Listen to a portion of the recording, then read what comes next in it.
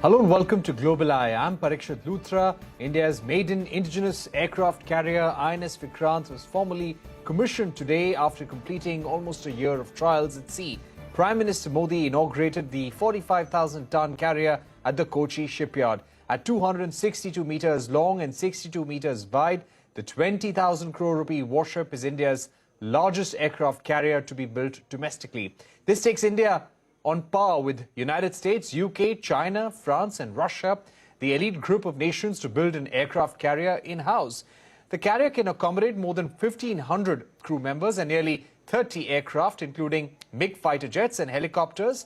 The first aircraft carrier to be operated by the Indian Navy was also called the Vikrant. It was officially commissioned in 1961 and played a significant role during the 1971 India-Pakistan War. This is when the carrier led the naval blockade in then East Pakistan, now Bangladesh. After 36 years of service, the ship was decommissioned in 1997 before being dismantled and sold. Definitely today, with the commissioning of INS Vikrant, this is a big moment for the Indian Navy.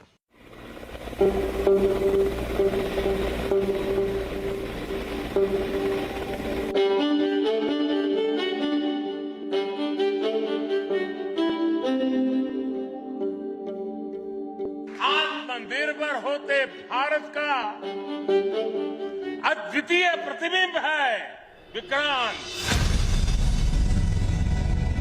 आजादी के अमृत महोत्सव का अतुलनीय अमृत है Vikrant. INS Vikrant पर हो रहा ये आयोजन विश्व क्षितिज पर भारत के बुलंद होते हौसलों की हुंकार है।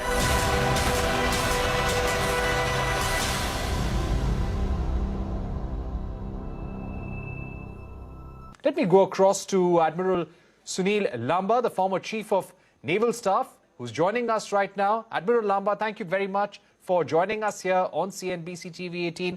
Let me begin by asking you, how is this new naval carrier, the indigenous aircraft carrier, going to add to the capability of the Indian Navy? Thank you for inviting me onto your channel. It's going to make a significant impact on the strategic capability of not only the Indian Navy, but also of our nation, India. September is an important month.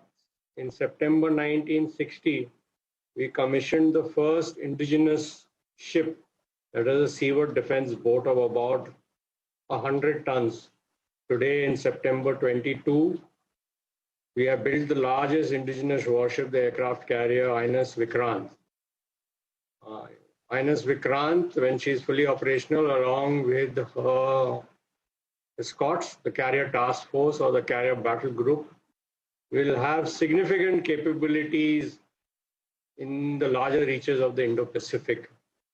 It can project power, deterrence, diplomacy, both flag showing and coercive, provide HADR assistance where required, monitor the sea lines of communications in the Indo-Pacific. So it's not only going to add a capability to the Indian Navy, but also to our nation. Right. Admiral Lanba, in terms of warfare capabilities, how is the INS Vikrant equipped and how does it compare to the INS Vikramaditya? In comparison, they're more or less the same. They're more or less the same size. They will carry more or less the same air wing. At the moment, they'll have the air wing of MiG-29K fighter aircraft, along with the Kamov 31 early warning helicopter, and in the year to come, the MH-60R, the anti-submarine patrol, the multi-role helicopter. So capability-wise, the air wing of both Vikramaditya and Vikrant will be the same, with the potential to carry 30-plus aircraft. Both the aircraft carriers have huge capabilities as part of the carrier task force. Right. Admiral Lanba, do you also feel that, of course, within the Navy, there is a demand for a third aircraft carrier?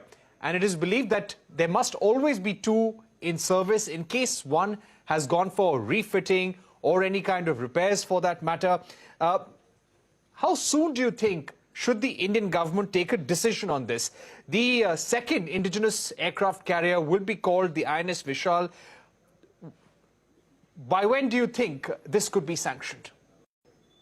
The decision should have been taken as of yesterday. As India's stature grows, and not only in the Indian Ocean, the larger Indo-Pacific, we'll have to bear greater responsibilities. And if you want to be a regional power, it can only be on the back of maritime power. So that is why the Indian Navy has always made a case for 3 aircraft carriers. When you have a class of ship, say like if you have 3 of a class of ship, you'll always find the serviceability of any platform is about 65%. Always one ship will be under a maintenance period, or as we in the Navy call the refit. So you need 3 to have 2 operational aircraft carriers which are available to you to deploy where the national interest, when the need lies. And I think this decision should be taken sooner than later. Right. When was the idea for INS Vishal, the third indigenous aircraft carrier, first floated, Admiral Lamba? The indigenous aircraft carrier doesn't carry the name of INS Vishal. I think this is a name which has been given by the media.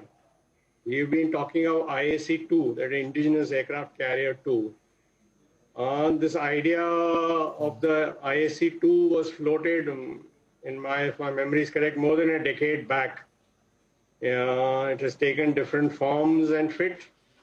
Ultimately, the Navy took a decision in 2016-17 that it would be conventionally powered and not nuclear powered, to a size of about 65,000 tons. That is the largest ship which can be built in a building dock in India, with the catobar configuration, that is catapult, launch and arrestor gear, but that gives huge capabilities of operating all kinds of aviation assets, early air warning, fixed wing aircraft, unmanned platforms, fighters, with the ability to launch with full payload and with fuel. So that is a proposal which the Indian Navy had put forward. And I think the government should take a decision, like I said earlier, quickly, because it'll take a little bit of time to design it and thereafter build it. So if you take a decision now, in my opinion, the earliest you can get the IAC-2 would be in about 10 years' time. Right. Admiral Lamba, thank you very much for summing up the immediate needs of the Indian Navy and the importance of this moment, the commissioning of INS Vikrant, and what it means for India's security needs. Thanks once again for being with us here on Global Eye.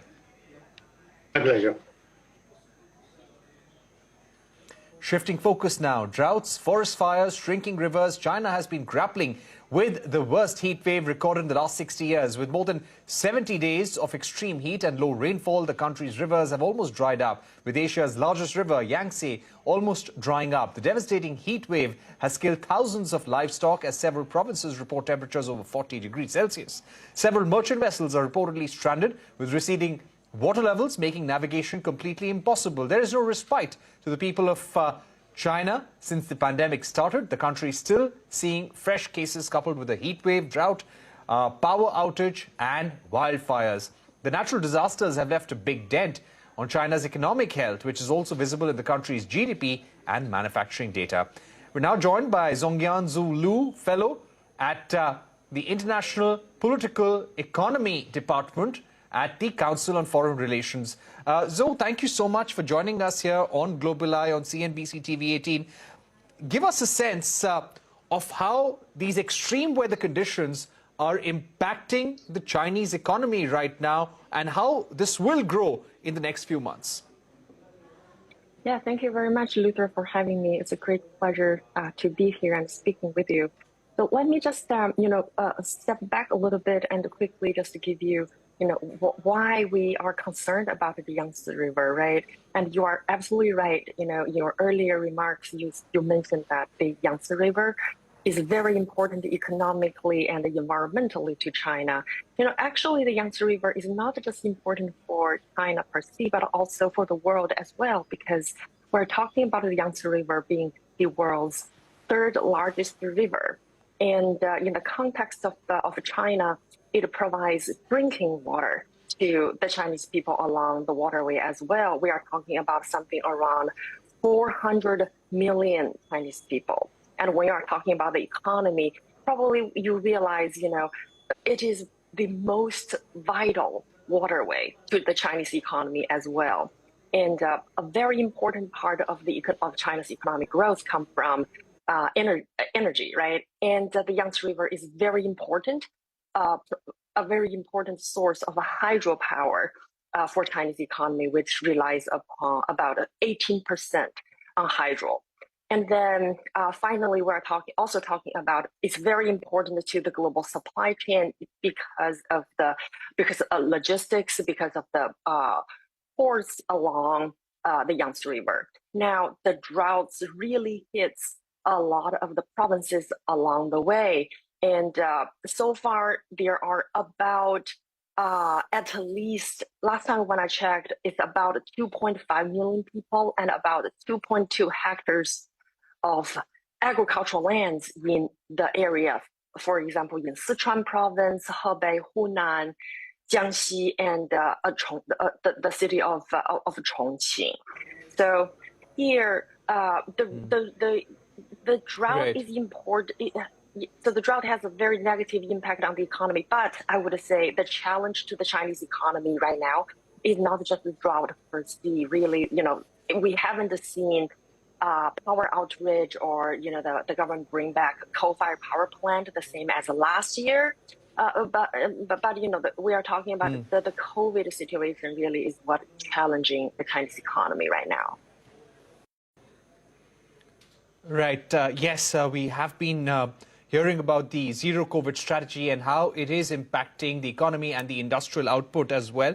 At the same time, what steps do you expect or do you see the Chinese government taking in order to address the impact of global warming, in order to reduce emissions and also to put the economy back on track? Oh, that's a great question. Thank you for asking that. Both China as well as India as well have made concrete steps to realize their commitment to net zero emission. So right now, from the Chinese perspective, really the concrete step is in the area of energy consumption, as well as the technology aspect of it to improve energy efficiency. And within the whole energy aspect, China has been, President Xi Jinping has made a commitment to say China is no longer going to build a coal-fired power plant abroad, meaning there's no export on that. And instead, China's strategy has been, especially in the exporting market, has been putting a lot of emphasis on nuclear energy. So that is one important element that from energy perspective, China will do and has been dedicated to do in order to reduce carbon dioxide emission. And then on the other hand, from industrial mix, China is trying very hard to move away from the traditional energy-intensive growth model and move along the value chain. But, the drought really had a knock-on effect, so we are not exactly sure if the drought were dragging along, let's say, moving beyond September. It's unknown whether there will be more coal-fired power plant bring back to work. And if that's the case, it's going to complicate China's commitment to the realization to net zero. But for every country, the move towards net zero is going to be like a zigzag route instead of like a straight line. Right. Thank you so much for joining us, Zoe. And clearly there is a problem that the global economy will also face, because there will be an impact on supply chains, with key industries in China cutting back production because of the power outages as well. We've run out of time, but thank you very much for joining us with your view on the drought situation, the heat wave, and the economic slowdown that we're witnessing in China at this juncture. We're going to take a short break, but don't go anywhere. When we return, we will be getting you a special interview with the United States' youngest sitting senator, John Ossoff, on expanding the India-US bilateral ties, investment opportunities, and much more. Don't go anywhere. We'll be right back.